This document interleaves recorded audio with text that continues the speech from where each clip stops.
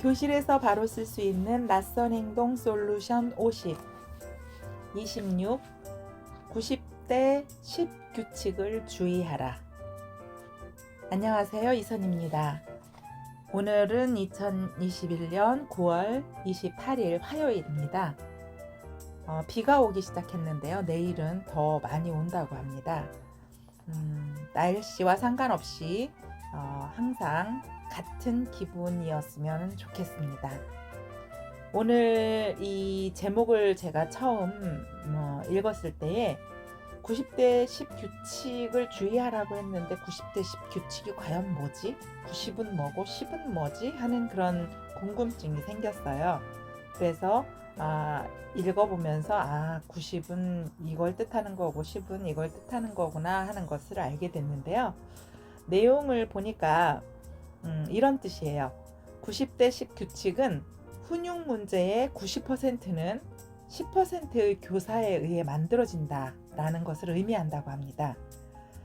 생활지도부에 보내지는 전체 학생의 90%가 10%의 교사들에 의해서 오게 된다는 거죠. 그러니까 선생님들이 대부분의 많은 선생님들에 의해서 그 생활지도부로 가는 게 아니라 대부분은 많이 안 보내는데 그 10% 정도의 선생님들만 생활지도부로 아이가 문제가 있다고 이 학생 지도가 안 된다고 하면서 이렇게 보낸다고 하는 그런 말입니다. 아마 의심스럽다면 학교 생활지도부에 어떤 교사들이 올해 가장 많은 학생들을 여기로 보낼지 예측해달라고 요청을 한번 해보라고 합니다. 그러면 아마 생활지도부에서는 이런 선생님이 주로 여기로 데리고 옵니다 라고 그렇게 정확하게 얘기를 해줄 것이다 라고 이 책에서는 말을 하고 있습니다. 90대 10 규칙이 존재한다는 것을 입증해 준다는 말이죠. 진정 영향력 있는 교사는 좀처럼 생활지도부에 학생들을 보내지 않습니다.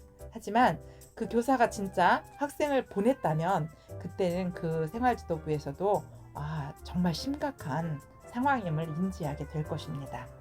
숙제를 제출하지 않거나 수업 중 이상한 소리를 내거나 화나게 하거나 수업에 집중하지 않거나 또는 생활지도부가 아닌 교실에서 다뤄질 수 있고 다뤄져야만 하는 그런 많은 사소한 잘못들을 학생들을 지도를 제대로 하지 못하고 그것을 학생 지도부에 보낼 때 그 교사는 자신이 교실의 일반적인 문제를 감당할 수 없음을 학생들에게 또는 생활지도부에 인정하는 것이라고 이 책에서는 말을 해주고 있습니다. 그러므로 문제 행동을 한 학생이 교실로 돌아올 때 그 학생은 교사가 자신이 감당하지 못한다는 것을 알게 된다는 것입니다. 그 학생은 그 이후에는 곧 교실을 장악하게 된다는 것이죠. 왜냐하면 교사가 통제력을 잃게 하는 법을 알기 때문에 그렇습니다. 그래서 학생의 낯선 행동은 계속되고 대개는 그거보다 전보다 더 악화가 된다고 합니다. 그리고 그 교사는 학생을 생활지도부로 보냈는데 생활지도부에서 아무 조치도 하지 않는다고 또 교사는 비난을 하죠. 왜냐하면 이 아이가 바꿔줘서 돌아왔어야 되는데 오히려 똑같다거나 아니면 더 나쁜 쪽으로 악화돼서 자기한테 이렇게 교사한테 또 그런 낯선 행동들을 계속 하니까 생활지도부에서는 도대체 뭘 지도를 한 거야 라고 또 이렇게 비난하게 된다라는 거죠. 그렇다면 이런 경우들을 해결할 수 있는 어떤 해결책이 있을까요? 한번 여기에서 지금 예를 들어서 보여주고 있는데요. 영향력 있는 교사의 교실을 한번 엿보는 식으로 여기에서 설명을 하고 있습니다. 영향력 있는 교사에게는 학생들을 생활지도부에 보내지 않도록 사용하는 아주 독특한 기법이 있다고 말합니다. 첫 번째로 그들은 생활지도부의 도움을 구하려 하지 않고 스스로 낯선 행동을 하는 학생을 실제적으로 다룬다는 점입니다. 무슨 낯선 행동이 일어났다고 그냥 바로 생활지도부로 보내는 것이 아니라 그거를 실질적으로 본인이 다룬다는 점입니다. 권위 있게 모든 학생을 대하고 수업에 학생을 참여시키고 또 수업 시작종에서 끝종까지 가르침이 이루어지도록 그렇게 설계를 하고요. 그리고 기본적으로 우리가 이 책에서 토의하는 낯선 행동, 여기 지금 제목이 교실에서 바로 쓸 수 있는 낯선 행동 솔루션 50이잖아요. 여기 50가지가 지금 나오는 건데 지금까지 여러분들이 들어보신 것처럼 굉장히 우리가 선생님이 조금만 사고만 다르게 갖고 마음만 다르게 먹으면 금방 교실에서 실천할 수 있는, 쓸 수 있는 그런 그 솔루션들을 지금 제공을 해주고 있는데요. 이러한 그 영향력 있는 선생님은 이러한 여기에서 나오는 어떤 50가지 방법을 모두 사용하면서 우수한 수업 운영을 통해서 일을 이루어 나간다고 합니다. 영향력 있는 교사는 문제의 소지가 될 일이 커지기 전에 상황을 파악하고 사전에 그 싹을 없애는 방법을 알고 있습니다. 또한 생활지도부가 아닌 스스로가 수업을 통제해야 한다는 것을 깨닫고 있죠. 그래서 영향력 있는 교사는 생활지도부에 학생들을 보내는 것을 피하기 위해서 무슨 일이 있더라도 그들의 권한 내에서 할 수 있는 일은 전부 합니다. 하지만 영향력 있는 교사가 학생을 생활지도부에 보내야 할 상황이 전혀 없진 않죠. 있죠, 물론. 하지만 그런 경우는 이제 많이 드문 경우고요.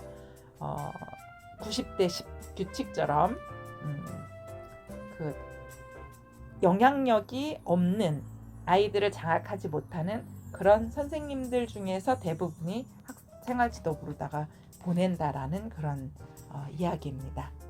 영향력 있는 교사는 이런 필수 상황에서 학생들을 생활지도부에 보낼 때는 아주 현명한 전략을 사용한다고 합니다. 이 전략은 학생들이 스스로 생활지도부에 가게 만드는 겁니다. 선생님이 이렇게 끌고 이렇게 가는 게 아니라 학생들이 스스로 갈 수 있게 그렇게 현명한 전략을 사용한다고 합니다. 학교 첫째 날 학생들에게 그래서 가장 중요한 학급 규칙과 절차를 소개해 줍니다. 여러분도 잘 알겠지만 저는 바람직하지 않은 행동을 이유로 누군가를 생활지도부에 보내지 않습니다. 라고 이렇게 교사가 말합니다. 그러면 학생들은 대개 이런 아주 멋진 소식을 알게 되자마자 환호성을 지르게 되죠. 그때 교사는 또 이렇게 말합니다. 자, 이제 여러분은 스스로 생활지도부에 가게 될 것입니다.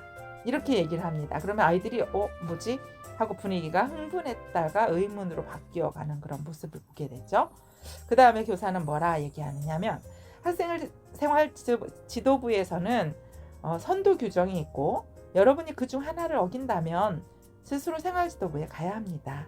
예를 들어서 어느 누구라도 신체적 싸움에 가담한다면 스스로 생활지도부에 가야 합니다. 단언컨대 그런 일이 여러분에게 일어날 거라고 걱정할 필요는 없다고 확실합니다. 그런데 만약 그런 일이 있다면 나는 최선을 다해서 학생 여러분이 힘들지 않게 돕고 여러분을 위해 필요한 서류 작업을 하겠습니다. 이렇게 말을 한다고 합니다. 나중에 한 학생이 다른 학생을 때리는 일이 발생했을 때 교사는 그 아이를 붙들고 막 혼을 내고 막 열 올리고 막 이러는 것이 아니라 미리 전에 이러한 일이 발생하고 규정을 어기고 이랬을 때는 처벌을 받게 될 것이고 학생 생활지도부로 가게 될 것이다 라는 것을 미리 예고를 해놨기 때문에 그냥 그 학생에게 스스로 자신을 생활지도부에 가게 하는 행동을 한 거 깨닫고 있지? 라고 그냥 그렇게 묻기만 하고 잠시 진정해라. 내가 너 생활지도부에 제출할 서류를 빨리 만들어서 줄게. 이런 식으로 선생님은 화를 낼 필요가 없고 차분하게 그 아이한테 말을 할 수가 있다라는 거죠. 학생은 자기 자신의 행동에 책임을 져야 하는 것이죠. 교사는 관여를 하지 않습니다. 그냥 제3자인 것처럼 해서 그 학생이 그런 일을 저질렀으니까 생활지도부에 당연히 가는 거고 거기에 갈 때 어떤 절차나 서류가 필요하니까 나는 담임으로서 너에게 그런 그 필요한 것들을 해주는 것뿐이다 라고 그런 인식을 하고 일을 하고 아이한테도 그런 식으로 보여주라는 얘기죠. 이 방법을 사용하는 교사들에게 이것이 효과 있는지 물으면 모두 마치 부적처럼 효과가 있다고 말할 것이라고 합니다. 자, 영향력 있는 교사의 교실에서 중요한 것이 또 하나 있습니다. 학생들은 정확하게 어떤 행동으로 인해 생활지도부에 보내질지 학기 첫날부터 미리 듣는다는 점입니다. 아까 말씀드린 것처럼 아이들한테 예방교육하는 게 굉장히 중요하다는 얘기죠.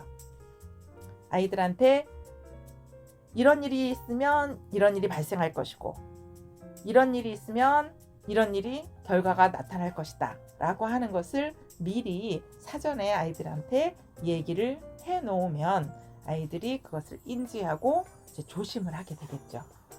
그래서 학기 초 또는 학년 초에 학생들을 어떤 학교 폭력 예방 교육이라든지 어떤 인성 교육에 있어서 필요한 부분들을 미리미리 알려주고 예방을 하는 것이 가장 중요하다고 할 수 있습니다. 생활지도부의 훈육지도는 그래서 교사의 분노지수나 학생의 행동 정도와는 상관이 없습니다. 그것은 그냥 규칙을 어겼을 때만 관련이 있는 것이죠. 학생들은 어떤 행동에 대해서 어떤 결과가 오는지 예측하는 법을 배워야 합니다. 선생님이 가르쳐줘야 배우겠죠. 그러니까 이 말은 다시 하면 교사가 그것을 학생들한테 가르쳐야 된다는 얘기죠. 이런 행동이 왔을 땐 이런 결과가 온다. 그러니까 너가 선택해라. 이런 결과를 받을 거면 그냥 네가 그 행동을 해라. 그럼 나는 미리 예고했으니까 너한테 이런 결과 올 수 있게 그냥 안내만 해줄 뿐이다. 책임은 네가 져야 된다. 이런 식으로 얘기를 해주라는 것이죠. 만약에 어떤 규칙을 위반해서 생활지도부로 가게 된다면 교사가 아니라 학생 스스로 책임을 지도록 하는 것입니다. 영향력 있는 교사의 교실에서 얼마나 자주 낯선 행동 때문에 학생이 생활지도부에 가게 될까요? 아주 드뭅니다. 매우 드물게 됩니다. 학생을 학생생활지도부에 보낼 일이 거의 없는 90% 교사의 부대에 합류하라라고 여기에서 권하고 있습니다. 멋진 전문적 학습 공동체가 아닐까? 이 단체 회장이 되는 건 어떨까? 라고 여기에서 말을 합니다. 우리 선생님들은 혹시 나는 이 90%의 선생님인가 아니면 10%의 선생님인가 라고 하는 거를 한번 잘 생각을 해보고요. 아이가 힘들어한다고 무조건 내가 뭔가 조치를 하지 않고 내가 노력을 해보고 그 아이를 지도해 보지 않고 그냥 버릇처럼 학생과에 넘긴다든지 생활지도부에 넘기는 그런 일은 별로 좋은 것은 아닌 것 같습니다. 그러면 이제 학생은 그런 선생님을 무능하다고 본다는 얘기예요. 여기서 얘기하는 거는 그러니까 되도록이면 자기 선에서 자기 수업 교실 내에서 모든 것들을 이렇게 해결을 하고 그래도 안 될 경우 온갖 것을 다 해봤는데 안 될 경우 그럴 경우에는 뭐 어쩔 수 없이 생활지도부에 이렇게 보내고 그리고 또 도움을 요청하고 그래야 되겠죠. 물론 무조건 생활지도부에 보내는 그런 선생님이 영향력이 있는 선생님이 못 된다라는 거는 아니죠. 그런데 대부분의 영향력 있는 선생님은 이렇게 미리미리 예방 교육을 하고 그리고 행동과 결과에 대해서 미리 얘기해주고 그 아이가 선택하게끔 한 다음에 그 아이로 하여금 어떤 행동을 잘못했을 때에는 그 행동에 대해서 책임을 질 수 있도록 그런 그 조치를 취하고 절차만 밟아주면 된다라고 하는 것이죠. 그렇게 하다 보면 아이들도 이제 저 선생님한테는 이게 안 통하는구나. 원리 원칙대로 가고 또 얘기한 대로 예고한 대로 이렇게 처리를 하시는구나. 그리고선 그렇게 생각을 하고 그다음부터는 조심하지 않을까 합니다. 네, 오늘 26 챕터의 그 90대 10 규칙을 주의하라 라는 제목을 가지고 함께 생각해 보았습니다. 여기까지 하겠습니다. 도움이 되신다면 좋아요, 구독 버튼 그리고 알림 설정까지 해주시기 바랍니다. 감사합니다.